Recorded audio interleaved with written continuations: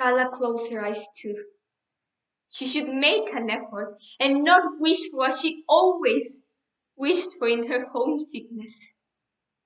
But just this last time she would let herself. Dear God, let us please go back home, please. She half prayed, half wished. Immigration is a part of the United States, and to my opinion, that is undeniable. Still, there is very little attention being paid to what migrating actually means, and today I hope to change that, at least in the slightest way.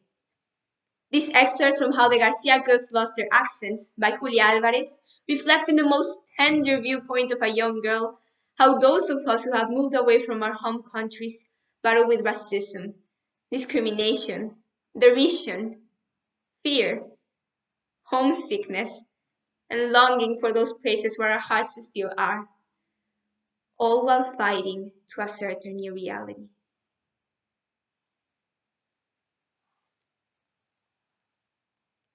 How the Garcia Girls Lost Their Accents by Julia Álvarez.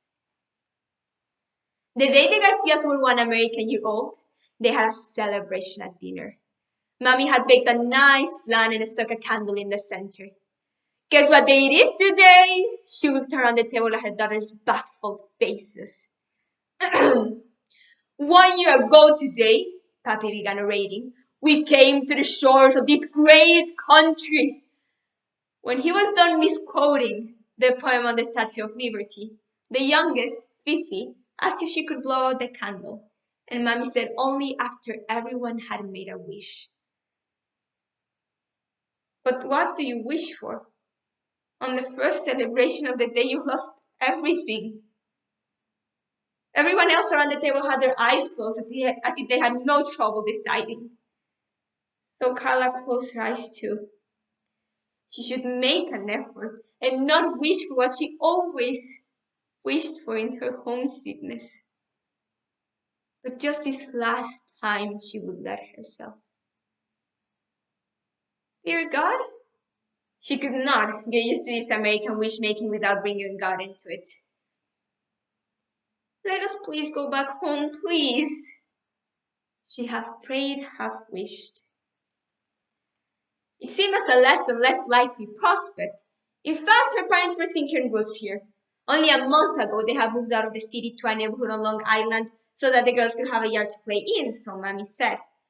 But the little green squares around each look-alike house seemed more like carpeting that had to be kept clean than yards to play in. Mommy walked Carla to the bus stop for her first month at her new school over in the next parish. The first week, Mommy even rode buses with her, transferring, going, and coming twice a day until Carla learned the way. A young lady, señorita, her mother pronounced the first day Carla set out by herself, her heart drumming in her chest. It was a long and scary trek, but she was too grateful to have escaped the embarrassment of being put back a year in school to complain. And as the months went by, she neglected to complain about an even scarier development. Every day on the playground and in the halls of her new school, a gang of boys chased after her, calling her names, some of which she had heard before from the old lady neighbor back in the city. Out of sight of the nuns, the boys pelted Carla with stones, aiming them at her feet so that there would be no bruises. Go back to where you came from, you dirty pig! One of them, standing behind her in line, pulled her blouse out of her skin where it was tucked in and lifted it high. No titties! Another yanked down her socks, displaying her legs, which had begun growing soft, dark hairs. Look at those monkey legs! Stop! Please, stop! Stop! They mimicked her.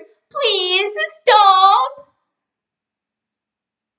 They were disclosing her secret shame. Her body was changing. The girl she had been back home in Spanish was being shed. In her place, almost as if the boy's ugly words and taunts had the power of spells, was a hairy, breast-boozing grown-up no one. would ever love. There, in the playground, they would be waiting for her. The gang of 4 or 5 boys, blonde, snotty-nosed, freckled face. They looked bland and unknowable. Their faces betrayed no sign of human warmth. Their eyes were too clear for cleaving intimate looks. Their pale bodies did not seem real, but were like costumes they were wearing as they played the part of her persecutors. For the next 2 months, Carla's mother took her on the bus to school and was there at the end of the day to pick her up. The tauntings and chasings stopped.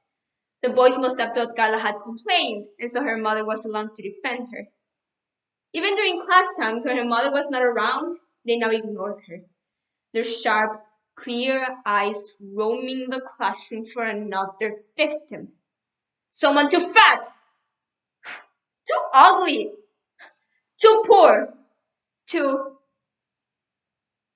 different. Carla had faded into the walls.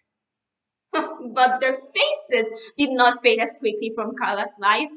They trespassed in her dreams and in her waking moments. Sometimes when she woke in the dark, they were perched at the foot of her bed, a grim chorus of orchid faces, boys without bodies, chanting without words. Go back! Go back! So as not to see them, Carla would close her eyes and wish them gone. And in that dark she created by keeping her eyes shut, she would pray, beginning with the names of her own sisters, for all of those she wanted God to specially care for, here and back home. The seemingly endless list of familiar names would coax her back to sleep with a feeling of safety, of a world still peopled by those who loved her.